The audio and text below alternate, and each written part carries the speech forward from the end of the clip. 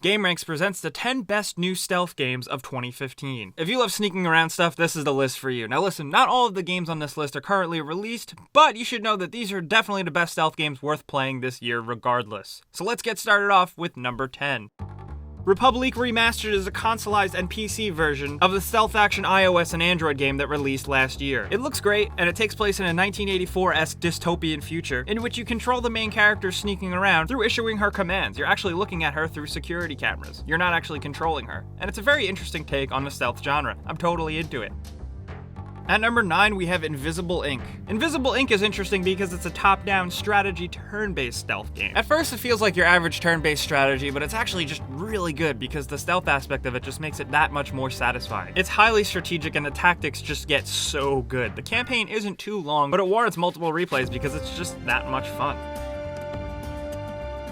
At number 8, we have Calvino Noir. This is actually like a film noir style stealth game. It takes place in the 1930s in Europe. It's a pretty basic two-dimensional stealth game, but just the atmosphere, the music, the visuals just really suck you in, and it's kind of awesome. It's a great adventure with an intriguing mystery and pretty good voice acting, and you won't regret checking it out. I know I overuse this phrase, but it is really cool.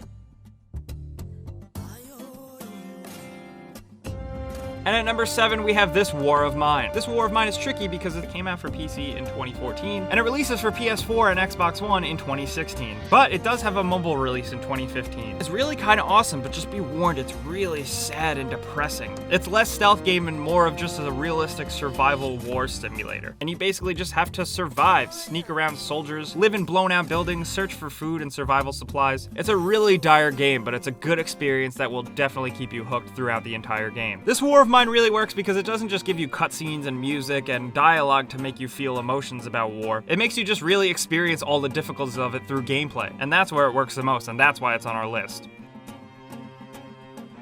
At number 6, we have Assassin's Creed Chronicles China. AC Chronicles China, of course, for those of you who don't know, was the ill-fated game that was supposed to release as season pass stuff for the failed Assassin's Creed Unity, and eventually got released as its own standalone game, and it turns out it's 10 times better than Unity. It was actually pretty overlooked. You play as Xiao Jun in China in 1526, and it's 2D platforming stealth action with 3D graphics at its finest. A lot of people have been comparing it to Mark of the Ninja, and that's not a bad thing because Mark of the Ninja is one of the best 2D stealth games we've seen in a while. Stealth in this game is your friend, and you won't survive an all-out fight very often. You gotta run, climb, sneak, and use your tools to your advantage, just like any other Assassin's Creed game. And speaking of Assassin's Creed, number 5, we have Assassin's Creed Syndicate. Assassin's Creed Syndicate, of course, is not out yet, and you never really know with the Assassin's Creed games, but we're hoping this one is good, please. Assassin's Creed games are more famous in stealth games more than anything just because of their crowd stealth mechanics. You know, where you hide in a massive amount of crowds and sneak around in plain sight. And Assassin's Creed Syndicate seems to have a lot of that because it's in huge 19th century London. And at number 4, we have the newest Hitman game, simply titled Hitman. It's being developed once again by IO Interactive and seems like a bit of a return to form to the era of Hitman Blood Money, and it looks absolutely awesome. The game assassination playgrounds are way bigger than any other Hitman game before it, and provide more options on how to infiltrate and take out your target than ever. It's actually honestly really overwhelming. If you've seen any of the gameplay demos, you know this game offers a lot, and every single level is just a massive, massive opportunity for gameplay. It's being released digitally this winter, and we can't wait. And at number 3, we have Neonstruct, a very interesting Steam PC game. You play as a female ex-spy on the run in a very interesting neon-inspired world. It really plays like a hide-and-seek game and adds a ton of tension to the gameplay. You stay quiet and creep around in the shadows, but you also alter your abilities similar to Deus Ex. It's also got a killer soundtrack, and it's a pretty damn good game for $20.